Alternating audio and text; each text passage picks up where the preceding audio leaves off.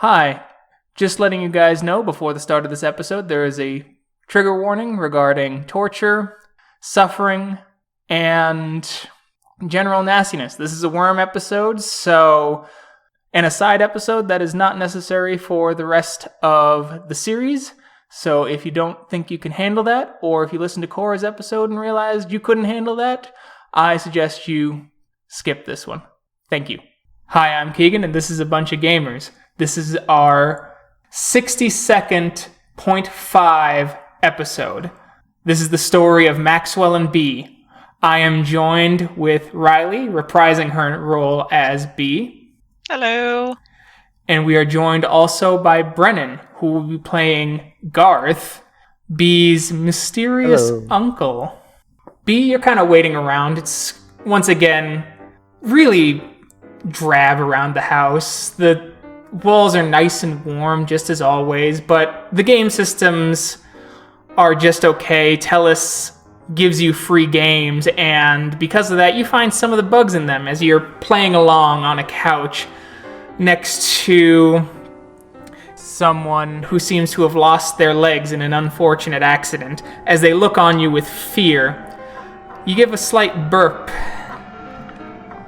wondering what their fucking problem is. So B is kind of hunched over, like slouching with her game controller, and her leg is like tapping the ground really rapidly, and she's just muttering to herself, "Ugh, why can't that... Fuck.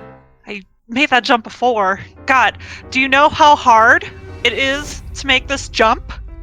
As the person kind of shakes their head back and forth in kind of a stunned silence. Right. Because you don't know anything. What you have to do is you have to hit the jump button and then tilt the... R2. Is what you hear from a familiar voice walking in. Oh, yes. Having trouble, Blinky? The name's B. No, I'm totally fine. If this guy would stop talking to me... Yeah, man. Shut the fuck up. She's playing here. Can you pause it real quick? I got something cool from a Renaissance fair. Oh? And she'll go ahead and pause the game and sit up and lean back against the unfortunate dude. Maxwell steps up as he shows you a silver blade with the glyphs of the Fianna dazzling upon it. And he goes, Pretty fucking cool, right? Oh, that's sick. Where'd you get it? Oh, I found it off of some Brit. She was out in the middle of nowhere trying to do her own run fair. Had an English accent and everything. Fucking crazy. Really? Holy shit. Yeah. Trip though, she got me good. He lifts up his shirt and you see kind of a scar there. But, yeah, well, silver doesn't hurt me as much as it hurts, like, you with your allergy and shit. Yeah, got that weird silver allergy. Right, so what are you gonna do with it? Well, I'm looking to try and make it my own, you know? I'll fucking wield this, look like a grade A LARPer in the streets, you know? But I'm not sure what to do with it. Like, there's just something about it that's resisting me, you know? As you feel the war spirit within the Klaive thrashing and roaring against its handler, its purity seeming to rebuff you, and clearly any attempts to wield it without any sort of treatment. Right.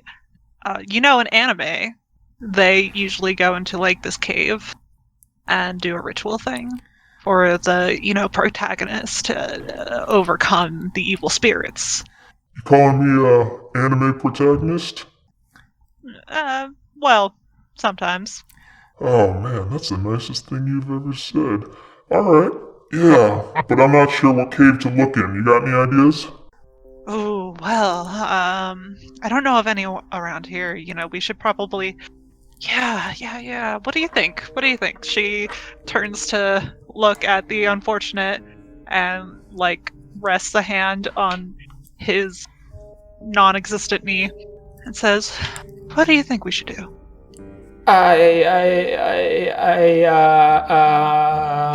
Whatever. You're useless, okay? Just fuck off. We should go see my uncle. He knows everything. Alright, let's go talk. Let's take the Hive tunnel back to Colorado then. Oh yeah. Alright, let's go. Do you want a snack? For the road? Yeah. I've been feeling a little jittery lately. Alright, we'll get you some protein as he walks over to the unfortunate and slices off all of his fingers. I went to the gas station. Here's some Slim Jims for you. Ah, shit, thank you. And she grabs one and starts chewing on it. You start to move through the tunnel as the tunnel moves along, once again taking on even in the physical world, an esophageal-like feel and slipperiness before you reappear. The cave network of the Cripple Creek Hive echoing out in all directions with the glyphs and the ritual signs of the black spiral all around. Cages of unfortunates shivering in fear as you see your uncle getting them ready. As he looks at you, and you see the beginning look of excitement and joy as he opens his arms to you and says, Hey, it's been a little while. How are you? Hey, Uncle Garth. Hey, child. How are you? Doing okay. Found these really, boss man got me these really nice Slim Jims. You want one? Thank you. And she That's just hands very you a good. severed finger. You holding up okay? Things okay at home? Yeah, God, my roommate, he's awful. He doesn't understand the mechanics of video games at all. Isn't that the worst? That is the worst. as Maxwell steps forward and goes, "You know, your dad's still here, B, if you want to go visit him before we check this out. I need to talk to your uncle for a bit," as Maxwell has shifted into his ape form, his hybrid ape man. Oh, shit.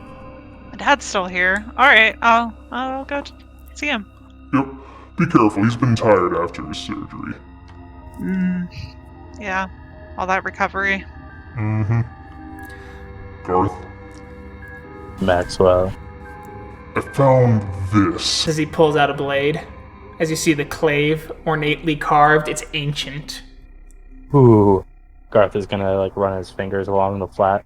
Ah, found is a strong word. You must enlighten me with a story. Providence.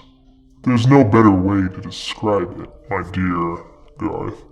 I was raiding one of the cairns over in Wisconsin. We were about to bring it down. Winter Fang has always been a thorn in our side, and it was getting in the way of my trading operations when we noticed the light of the moon bridge opening up before the cairn died. We know no one called for help. We hit a little too hard for that. And bless my soul, this bitch who is traveling around with some associates I have a strong dislike for, and your As he makes air quotes. niece ran with for a while, hopped on over, and I got a nice shot right in her leg. She was a fighter, brave, lived up to every ideal of the Garou in the end, but I took it from her, and I'm gonna use it to make sure that her friends see her on the other side. But before I can do that, well, As your fingers run across it, you see the image of the war spirit in the shape of a great gray wolf howl and rend at the sides as its body slams into the ethereal edges of the Klaive, snarling, its eyes burning with the deep yellow of an angry wolf. Ah, you need that last little hurdle jumped before you can make it yours. Yes. I see. and well, you're the mystic, right? The one and only. I think this is a unique opportunity for us Is it? to corrupt this blade. I think it would be poetic to add my niece to its corruption. Oh? How so? If it's her associates or former associates want to go after, isn't that not poetic? That's true. What did you have in mind, Garth? Well, if we want this Klaive to be as strong as we can make it, I think we can go to the realms of therapy. The realms of therapy. What is that? He's the master of stagnation, or the disease within Malfeas. I see. Stagnation is why the Garou will lose, and their unwillingness to change will be this blade's foe. I like it. He can represent that change. I'll bring her with me. Alright. See what we can do. Let's do it. Meanwhile, B, you go down to the ladder chambers as you see the room of the flesh sacks. As you see your father hanging there as strange, bubbling creatures seem to rend themselves from his flesh as they leak out like candle wax. As he turns to you with sad, distant eyes as if his mind has started to leave his own body for the horrors he constantly lives. Hey, Dad. And she'll move to give him a hug. She gives him the hug as he just groans as another kind of thing plops out as the tendrils wave as it screams out, helping to draw Banes. As you see a small Metis child going, "Excuse me, B," as he picks it up and starts moving it further into the hive. Oh, yep, no problem. How'd your surgery go? Please, Big, please, just look at me. See me. Please. Yeah, I mean, it's only been, a couple days since your surgery. Of course you're not going to look that great. I mean, it was surgery. B, please. It feels like worms. Every muscle writhing. Dad, you're being such a drama queen. As you see some of the pills next to him as you pick one up and plop it into his mouth. Here. This should help with muscle cramps.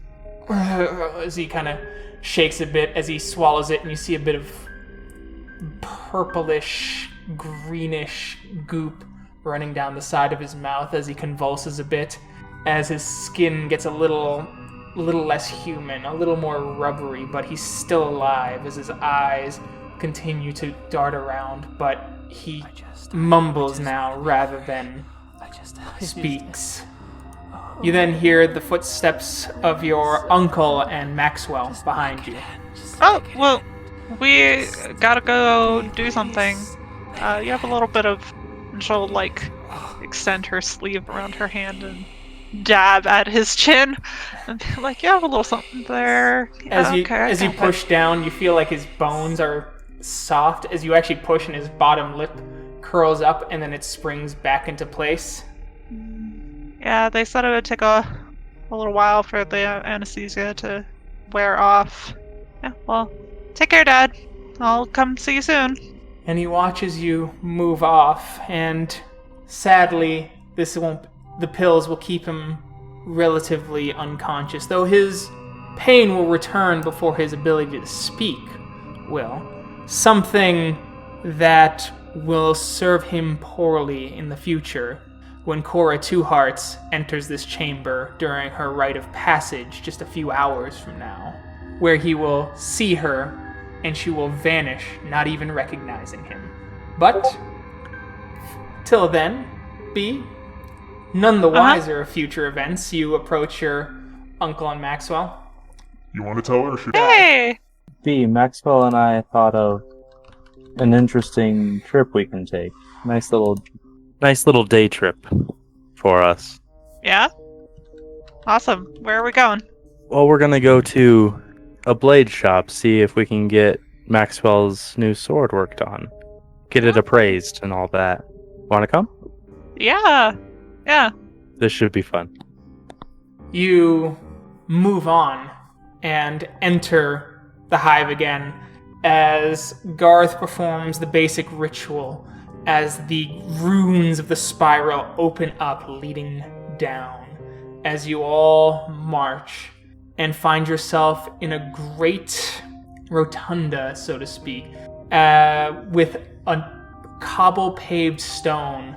You can see the black inky sky with webs tarnished and streaked across the heavens.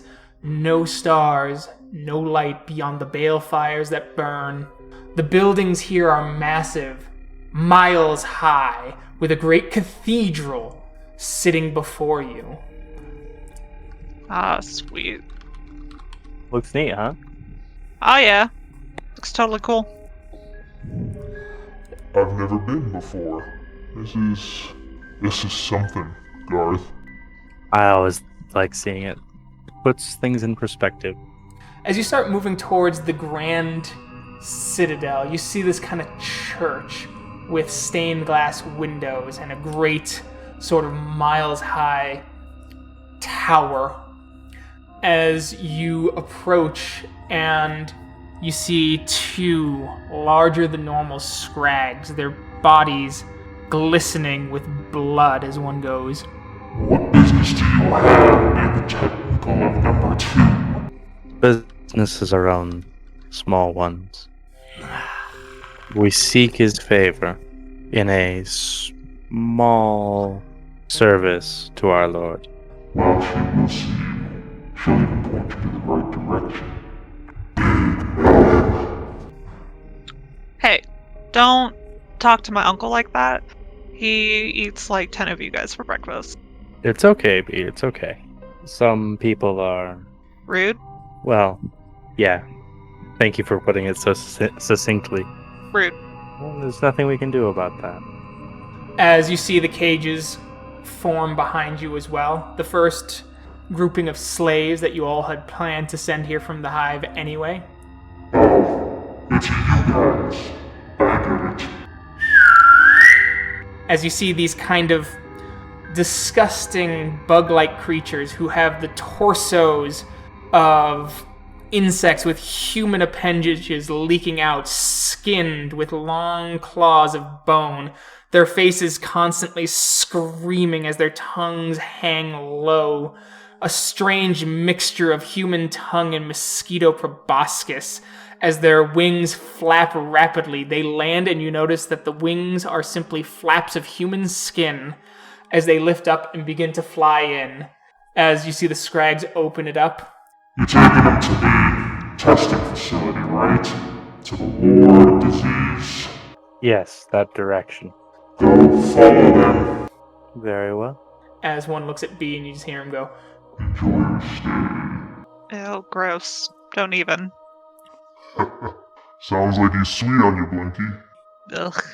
Look, if we're gonna be in like this anime and you're the protagonist, I am the spunky leading lady who don't need no man.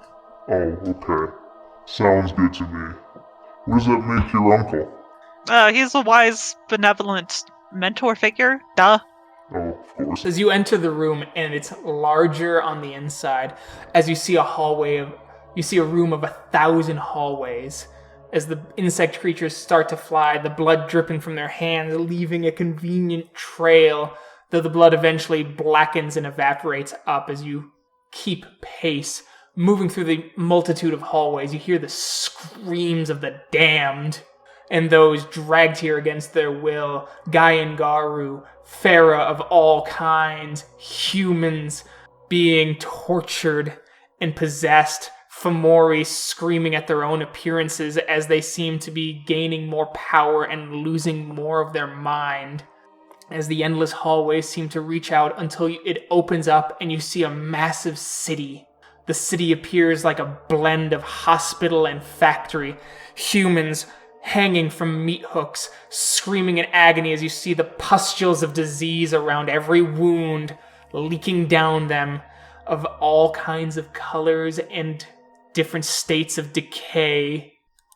Now, far be it from me to talk about the nature of your shows, B, but doesn't the wise mentor figure often die? Yeah, that's kind of like part of the whole hero's journey, but that's not gonna happen to you. Come on, this is real life. That's true, I suppose. I hate those tropes in shows. As do I. If he's that good, why the fuck did he die? Well, usually it's like some sort of self-sacrifice in order for the protagonist to keep going and like get better. Couldn't they do that and not die? Just a thought. Yeah, but like it's just a trope.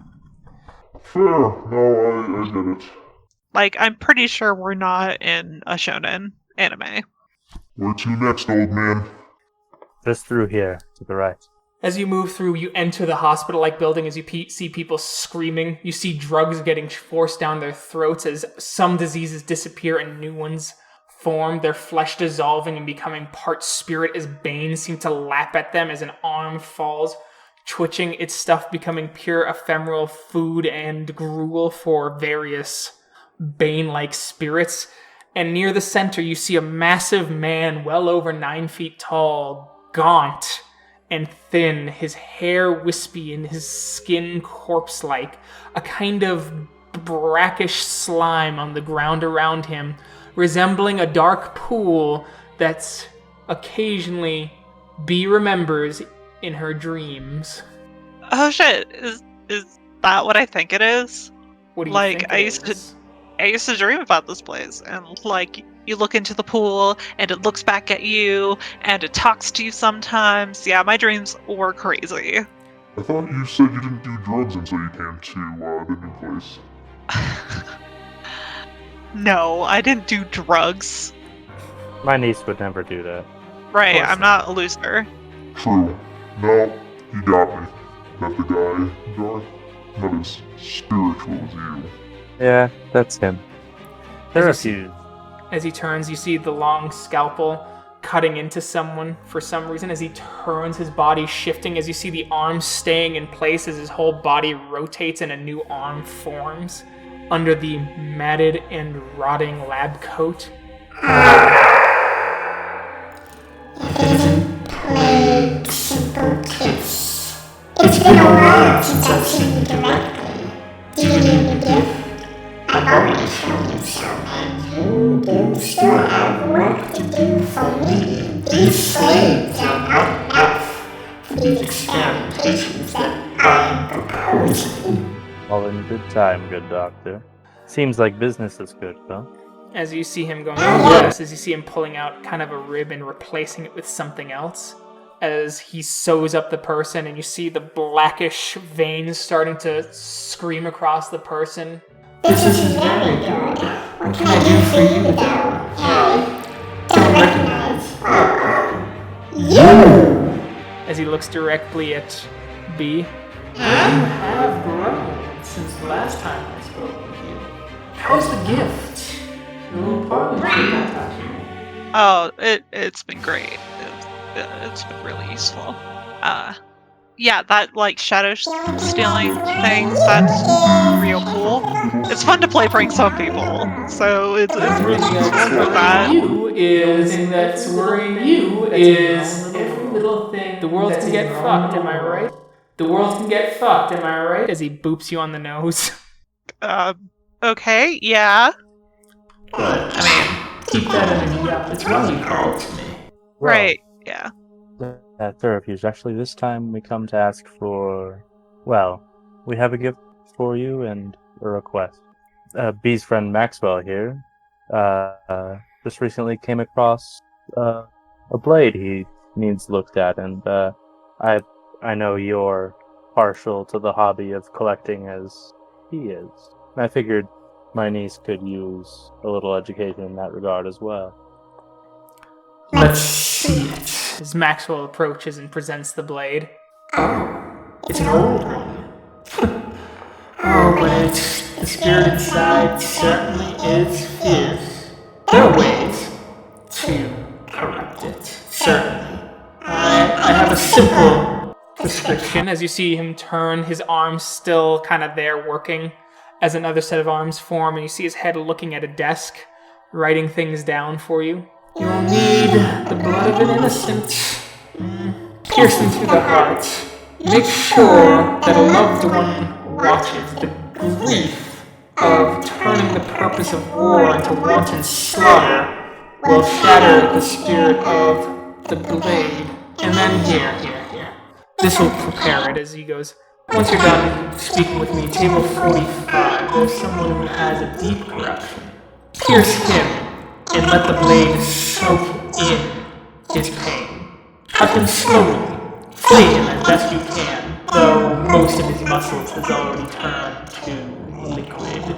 Oh, I cannot wait to recreate that. Yes. But do that, the blood of an innocent, and then, finally, once all that's done, purify it in balefire. It'll tarnish the blade and the spirit within, and it will absorb the grief, and it will feast on the suffering. That's the key. Give it a normal and constant diet of suffering, and the spirit will start to turn until you find the innocent worth murdering. Here, as he turns back, the arms remeld into him as the note almost seems to just manifest in his hand, though you notice the shadow of it move through the air. There you are. Be You catch polite, all people. that? Yes, it seems all pretty standard practice with something high quality. Oh, okay. But there's your first task. Get on it. And then, please, if you have anything else, let me know. Oh, and Plague, Mm-hmm. we have some product for you to drive to Denver. Delightful. Well, I'm gonna accompany B and Maxwell on this little errand, and I'll be back for that product later. Very good. And Dick, Huh? remember to keep up that self-confidence. I've noticed you grow, and I've noticed how you don't give a damn about anyone else. And it's very admirable. I mean, I do what I can. And that's what I like. As you walk over to the victim, the blade gleams, and the first incision is done. The horror takes a good 30 minutes. When finally done, the blackened blood seems to almost get absorbed into the blade. Maxwell going, Oh shit. I guess it's on to our next endeavor? To temper the blade in corrupted flesh. Yeah. Let's go take care of it. Where are we gonna find that kind of stuff? Not like they sell it at the grocery store. I can think of a few places. Let's head back to the Hive real quick. Okay. you all return to the Hive. As you hear, you get back, you hear, Elder, Yes, what is it? after we moved the slaves, a Gaian got in. Beg your pardon. She came in and she killed. Garth is going to grab him and kind of move him away from the other two. To sort of a private conversation. Kills with lust is dead. Say that again. Dead. Throated. Someone fought. There's some blood. She escaped. Now we have to start patching the veil. The damn thing frenzied in the middle of the goddamn casino. And the veil's just as important to us as them. So worst things worse, we're gonna steal the tape and we're gonna try and review who the fuck it was. Go ahead and do that. Repair the veil as best you need. Maybe send out a couple scouts. Follow the trail. I We'll want to follow the know who did this. Yes, we'll find it out, Elder. We will also send Fomori in to whisper into those whose minds can't be destroyed by the delirium. We'll turn as many into Fomori as we need to. Kill the rest. Good. Close the casino for an hour or two at the tops, but I want to reopen as soon as we get things under control. Of course, Honored Elder. And Garth is going to return. Well, that's a little too exciting. What happened? Just some rabble-rousers at the hotel and casino. Managerial stuff, nothing important. Maxwell gives you that knowing look and goes, I'd like to hear about your business ventures later. I know we don't want to bore Vic here. Yeah, you guys are kind of lame sometimes. Comes with responsibilities, Pick. We all get See? lame one day. What? Not What? me. I'm gonna stay cool forever. I hope you do. You keep me young. I need Yeah. someone to show me excitement and to carry me with it.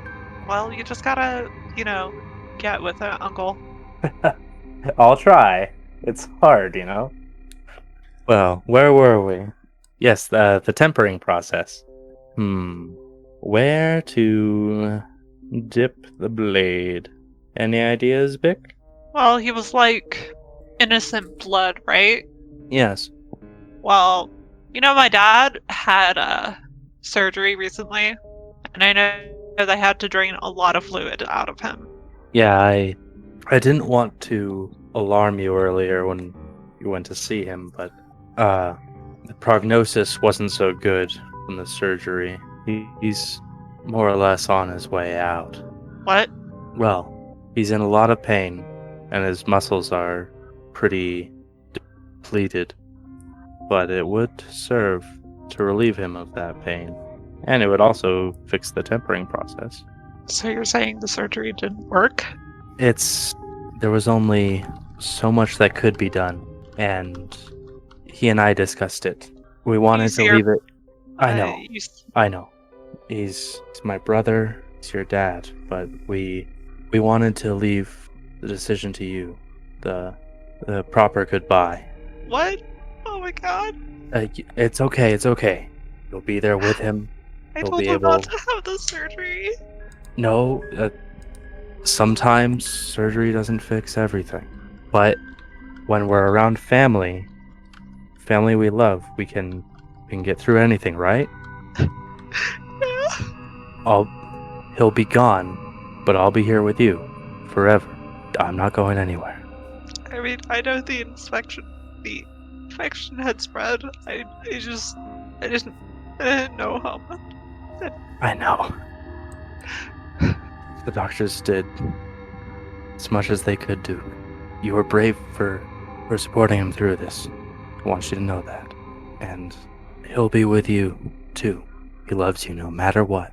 So, please, let's wish him farewell together. And Garth is going to slowly move the Klaive from Maxwell's hands into Big's hands. You feel the spirit dazed a bit from its initial tempering, the eyes glowing, still yellow but with a hint of green, as you just hear the voice in your head. Release me!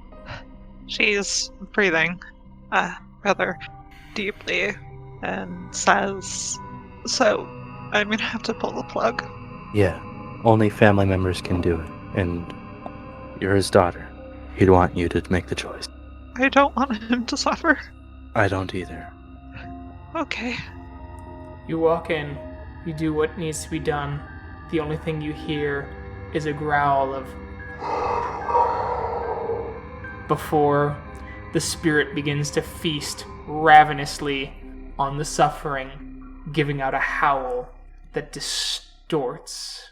And with that, we will catch you in our next episode. Thank you to everyone who listened. We will catch you next time. Bye. Bye! Bye!